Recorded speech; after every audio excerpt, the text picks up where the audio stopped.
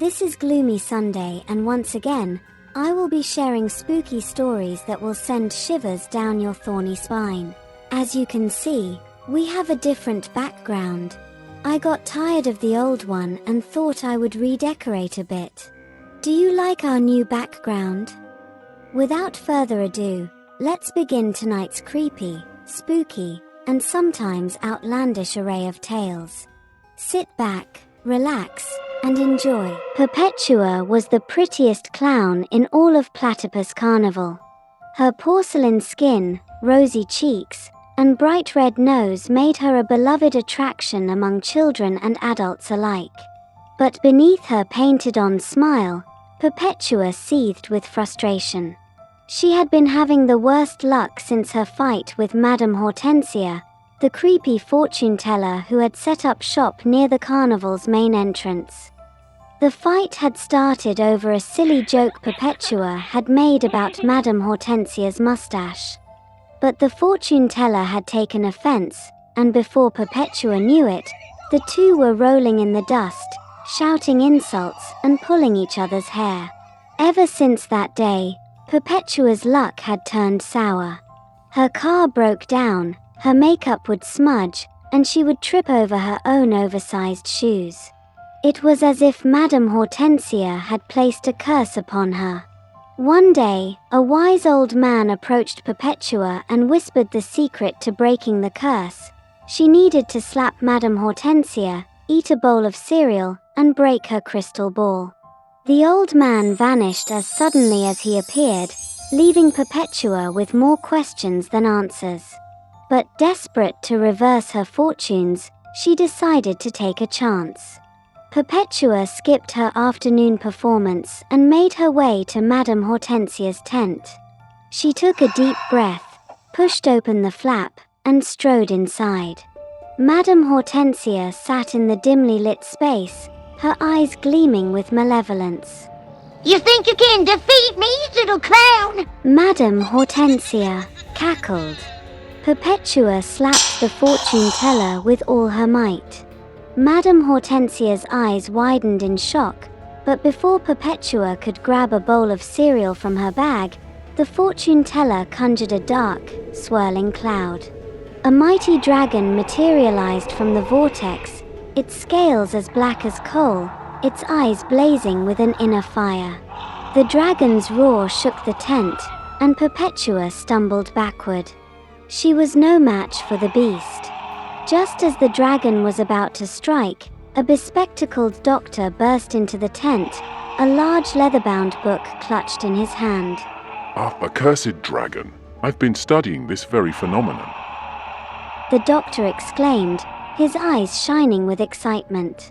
With the doctor's help, Perpetua managed to dodge the dragon's flames and claws. The doctor began to read from his book, reciting ancient incantations that slowly weakened the dragon. Meanwhile, Perpetua grabbed a nearby stool and smashed the crystal ball on the ground, shattering the curse that had plagued her. As the dragon dissipated into thin air, Madame Hortensia let out a defeated wail. The curse was broken, and Perpetua's luck began to turn around. Her car started without a hitch, her makeup stayed perfect, and she no longer tripped over her own feet. The doctor, whose name was Dr. Beat, became Perpetua's unlikely ally.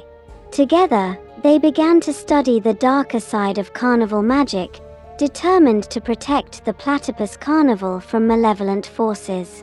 From that day on, Perpetua's performances were better than ever. She incorporated Dr. Beat's knowledge of dark magic into her act, weaving a spell of protection around herself and the carnival. And whenever she looked out into the crowd, she would catch Dr. Beat's eye, a silent understanding passing between them. They were an unstoppable team, ready to face whatever horrors lay ahead. That is probably one of the strangest and most outlandish stories I have ever read. Clowns, dragons, cereals. It made my head spin. Let's see if this second story is scarier. The sun was setting over the rural town in Germany called Heidelberg, casting a golden glow over the fields and forests that surrounded it. The Heidelberg High School cheerleading squad, clad in their bright lavender and yellow uniforms, had been on their way to a competition when their bus broke down on a secluded dirt road. Coach Brunhild, a no-nonsense woman with a sharp whistle and a kind heart, had instructed the girls to wait by the bus while she went to find help. But as they waited, they began to notice something strange. The air was thick with the buzzing of insects, and the grass seemed to be moving of its own accord. At first, they thought it was just a swarm of locusts or cicadas, but as they looked closer, they saw that the insects were unlike anything they had ever seen before. They were large, with razor-sharp mandibles and glowing red eyes. And they were moving towards the cheerleaders with an unnerving purpose. The girls froze in terror as the insects closed in, their antennae twitching with hunger. But then, something strange happened. Adelwofer, the squad's captain, remembered the drills they had practiced for months. She recalled the way they had worked together to perfect their stunts, their precision and timing honed to perfection. Girls, get into formation! She shouted as the insects began to circle them. The cheerleaders quickly fell into line, forming a tight circle with their backs to each other. They began to perform a flawless routine, their movements quick and sharp as they kicked and flipped their way through the swarm of insects. But despite their best efforts, the insects were relentless. They began to grab at the girls with their sharp claws, pulling them down into the tall grass. That was when a massive grizzly bear emerged from the forest, its fur matted and dirty. At first, the girls were terrified. But to their surprise, the bear lurched towards the insects, swatting them with its massive paws and sending them flying. The cheerleaders took advantage of the distraction, using their agility and quick reflexes to dodge the insects and strike back with their pom-poms. It was a bizarre and chaotic battle, with the cheerleaders using their cheer moves to fend off the insects while the grizzly bear fought off the larger ones. But despite the odds, they began to gain ground. The insects were no match for their precision and teamwork, and slowly but surely, they began to defeat the swarm. As the last insect fell, the cheerleaders collapsed to the ground, exhausted and shaken. The grizzly bear approached them, its eyes gleaming with a strange intelligence. It nudged them gently with its snout, as if to say well done. Coach Brune arrived soon after, her face pale with worry. Girls, what happened? She asked, surveying the carnage around them. Adelwofer stood up, her uniform torn and dirty. We fought them off, Coach, she said, her voice shaking with adrenaline. We used our cheerleading skills to defeat them. The coach stared at her, incredulous. And the bear? Adelwofer smiled, a fierce glint in her eye. The bear was on our side, Coach. It was our teammate. As they made their way back to town, the cheerleaders couldn't stop talking about their ordeal.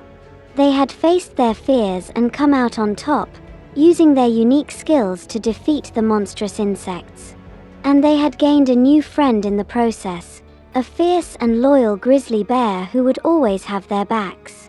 From that day on, the Heidelberg High School cheerleading squad was known as the most fearless and formidable team in the state. And their legendary battle against the carnivorous insects would be told and retold for generations to come. What in the world? That was truly a weird and funny story.